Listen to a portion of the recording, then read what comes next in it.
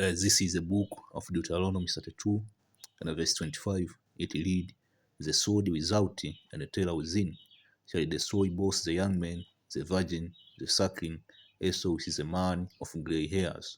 All praise and glory to Yahweh, Bahashem, Yahushai, Bahashem, Raha, Kwadash, the Bahana of Zelda, and the apostles of the Mission who do well. A peace, a blessing, a salutation to you, Akim, who are pushing this truth to the four winds of the heaven, being at the forefront of the spiritual war, to make sure Jerusalem is established as a praise unit again, as in the days of old. So it is another lesson coming to you through the spirit and power of Yahweh Hashem Yahshai. And today's lesson we are gonna emphasize on the coming destruction, man, because we can't stress more. And my focus today will be on you Jakes or you Israelites who live in the continent of Africa, because there is a myth is going around that when the Western world fall, Africa is next to rule. It's not just in the street, but also you have prominent professors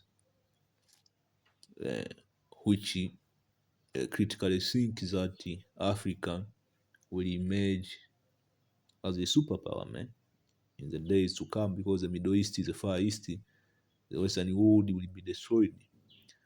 You see, it is logically true, but that ain't gonna come to pass according to prophecy, man. A lot of miseries, a lot of death, destruction, and judgment is coming to Africa, man. You see, I see a lot of death coming to Africa, man, because when is the Western world fall financially, and on a society level, Africa also will fall, because we are tied with Esau by the hip. The financial system in which Esau is running, when it go down, will go down with it, because Africa is hooked into debt by the World Bank and the IMF. Listen, that debt ain't going away because of interest, high interest, man. You see, when you go to the medical system and the pharmacy, we are heavily dependent on the Esau wisdom system. A huge percentage of Israelites are sick, man. They only set some kind of medication, man. So all of that gonna collapse. Another thing is, in Africa, you have a lot of diseases in which Esau spread. You see, and right now we are being sustained because of the Western medicine. In the holistic way of treatment, we haven't figured out how to treat them. We have a lot of outbreak, man. Starting with malaria, man. Malaria will put you to sleep. See? Because it was created. You have polio, you have rubella, you have mumps, and all kind of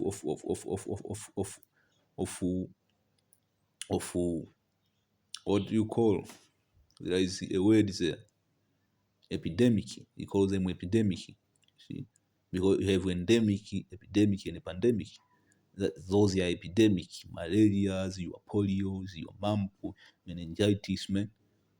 A lot of these diseases were created. HIV/AIDS, Ebola, you see. So the whole entire continent will be ravaged, man. So woe to you who think that you're gonna shine it tomorrow. You see? Woe to you who think that when all hell break loose and the Western society collapses and the Eastern society collapses, you will rule next. Because that ain't gonna come. Deuteronomy 32, as I read in verse 25. The sword is without and the terror within. See? The sword is without where? The Western world, the Middle East, terror will be within. Within where? Africa, man. Shall destroy both young men and the virgin and the suckling, also which is a man of gray hair. The Moshiach ain't gonna spare. See? The Moshiach ain't gonna spare, man. See? This is Ezekiel 7:14. They have blown a trumpet. That's what we are doing. We are blowing a trumpet, even to make you ready. See, what you are doing is a preparation of heart, man. Okay? Certain people are into prepping physically, man. But that ain't gonna help, man, unless the OCR preserve you, man. But none goes to battle. For my wrath is upon all the multitude thereof. The multitude of Israel and the heathen alike. You see, the sword is without and the pestilence and the famine within. Without and within. So it will be the whole entire continent, man. The whole entire earth. All the major continent, man. He that is in the field shall die. Where is the field? When you are in America, the field is Africa or South America. So you Jakes in Africa, South America, Central America, and whatever you are, the Tongue Island, man, you will die. He that is in the field shall die with the sword, and he that is in the city where? America. The sword will be over here in Africa, man. You see? And the pestilence shall devour him. But they that escape of them shall escape, those who repent. And it shall be on the mountain like dove of the valley, all of them mourning everyone for his iniquity. All hands shall be feeble, and all knees shall be weak as water. So all hands and all knees, man. There is no exception. It doesn't matter how much you can bench, how much you can run. For you Hamite over there in Kenya, it doesn't matter. You Hamite over there who can run like animals, man. You have Hamite who still wrestle lion, man. That ain't gonna matter. Because the Messiah is coming to punish you with, man. So this is shalom. I hope you are edified. On to the next.